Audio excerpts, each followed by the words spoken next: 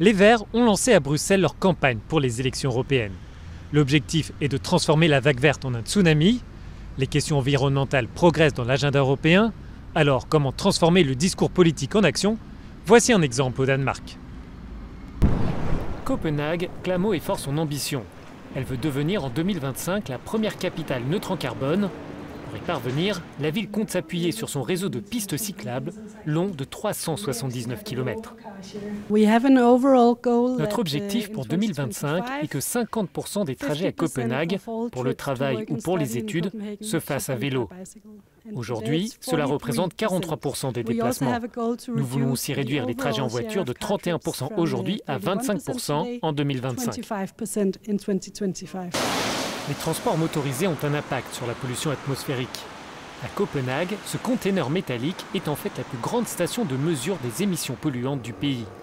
En fonction depuis une vingtaine d'années, ces données ont permis d'observer l'évolution de la qualité de l'air. Il y a eu beaucoup d'efforts pour nettoyer les émissions des voitures, pour nettoyer les émissions des industries, et tout cela a donné comme résultat que la qualité de l'air est bien meilleure maintenant qu'il y a 10 ou 20 ans. Copenhague veut favoriser les transports électriques comme la voiture, mais l'Agence européenne pour l'environnement souligne les limites de cette unique perspective. Cela ne peut être qu'une partie de la solution. Remplacer simplement une voiture à essence ou diesel par une voiture électrique ne va pas résoudre les problèmes de mobilité. Nous aurons toujours les mêmes embouteillages, il y aura le même paysage fragmenté et nous ferons toujours face à d'importants problèmes en matière de planification urbaine. Le succès des déplacements à vélo à Copenhague est tel qu'aux heures de pointe, il est possible de connaître une forme de congestion sur les pistes cyclables. Passons maintenant au reste de l'actualité européenne. L'ONG Oxfam accuse l'Union européenne de blanchir certains des plus importants paradis fiscaux. Dans un rapport publié mercredi à Bruxelles, l'organisation précise que les 28 ministres des Finances devraient retirer 9 pays et territoires de la liste noire. En revanche, 18 pays devraient être ajoutés à cette liste pour manque de réforme. Les ministres de l'Union se retrouveront la semaine prochaine pour examiner la question.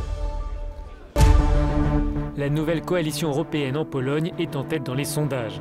Elle obtiendrait un peu plus de 37% des voix selon les estimations, soit un point de plus que le parti ultra-conservateur Droit et Justice actuellement au pouvoir.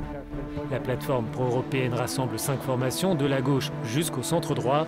Son programme est d'assurer le maintien de la Pologne au sein du projet européen. Le tribunal de l'Union européenne rejette l'appel formulé par le Hamas pour être retiré de la liste terroriste européenne. La justice écarte l'ensemble des arguments présentés par le mouvement islamiste palestinien qui réfute le caractère terroriste de l'organisation.